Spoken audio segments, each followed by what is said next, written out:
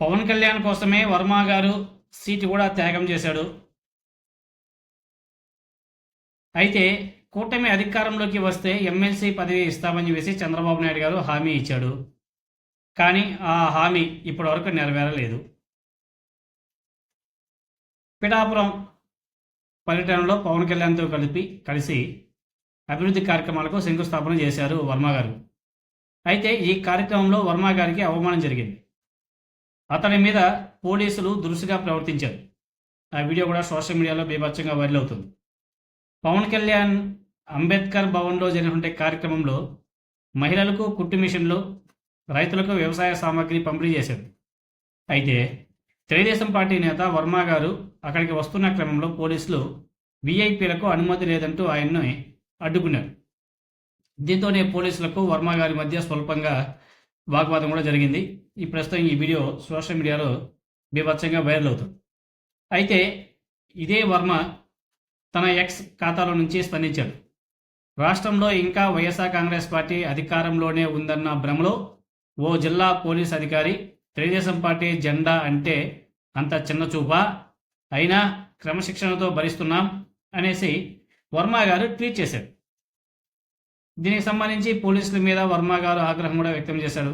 అయితే ఈ వీడియో మీద సోషల్ మీడియాలో కూడా బీభత్సంగా ట్రోల్స్ నడుస్తున్నాయి. పవన్ కళ్యాణ్ని కావాలనే వర్మ గారు ఆపారని చెప్పేసి కామెంట్ చేస్తున్నారు.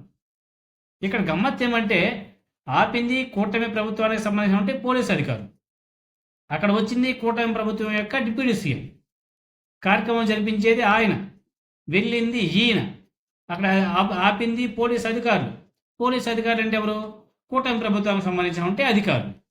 మరి ఆపింది పోలీసు అధికారులు, ఆపించింది పవన్ కళ్యాణ్ గారు,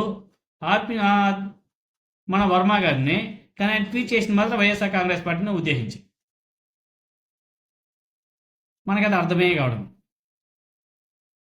మీరు ఎమ్మెల్యే కాదు, వార్డు మెంబర్ కాదు, సర్పంచ్ కాదు. వచ్చే ఎలక్షన్లో పవన్ కళ్యాణ్కు ఎలా క్యాంపెయిన్ చేయాలో ప్లాన్ చేసుకో అనేసి ఒక వ్యక్తి కామెంట్ చేశాడు వర్మ గారి ట్వీట్కి. ఎంత అవమానిస్తున్నా ఎలా బ్రో అనేసి మరొకరు కామెంట్ చేశారు. మీ పార్టీలో మీకే గౌరవం లేదు కర్మ అని చెప్పేసి ఇంకా జనసేన పార్టీకి సంబంధించిన కొంతమంది బీభత్సంగా వర్మ గారిని ఆడేసుకుంటున్నారు. ఇటు త్యాగం చేసినటువంటి వ్యక్తి ఏమో అవమాన పాలవుతున్నాడు, త్యాగశీలిగా మిగిలిపోతున్నాడు. త్యాగం చేయమని చెప్పేసి చెప్పినటువంటి పార్టీ ఏమో హ్యాపీగా ఉంది. తీసుకున్న వాళ్ళు, అనుభవిస్తున్న వాళ్ళేమో పండగ చేసుకుంటున్నారు. మధ్యలో త్యాగశీలి మాత్రం, త్యాగరాజు మాత్రం పాపం బాధపడుతున్నాడు. వర్మ గారి పరిస్థితి పాపం ఆయన చెప్పుకోలేని పరిస్థితి అయింది. ముందు చూస్తే నొయ్య, వెనక చూస్తే గొయ్య అన్నట్టు తయారైపోయింది. పిఠాపురం చేతిలో ఆయనే వదిలేసుకున్నాడు, పోగొట్టుకున్నాడు. చేతులు కాలిన తర్వాత ఆకులు పట్టుకుంటే ఏ లాభం? అంతా కాలిపోయింది. ఇంకేం పట్టుకుంటే ఏ లాభం చెప్పండి వర్మ గారు? ఇలాంటి ట్వీట్లు ఎన్ని చేసినా మిమ్మల్ని జనసేన పార్టీ సైనికులు మాత్రం బీభత్సంగా ఆడేసుకుంటారు. మీరు చేసే ప్రతి ట్వీట్కి కామెంట్ మాత్రం జనసేన వాళ్ళు బీభత్సంగా చేస్తున్నారు. వైఎస్ఆర్ కాంగ్రెస్ పార్టీ వాళ్ళు ఎక్కడే కానీ మిమ్మల్ని పట్టించుకోవడం లేదు. మీ మీద సానుభూతి, జాలి, దయ చూపిస్తున్నారు. కానీ మీ తెలుగుదేశం పార్టీ, అదేవిధంగా మీరు సపోర్ట్ చేసినటువంటి జనసేన పార్టీ నాయకుడు కానీ ఆ పార్టీకి సంబంధించిన కార్యకర్తలంతా కూడా మిమ్మల్ని ఒక జోకర్లాగా చూస్తున్నారు.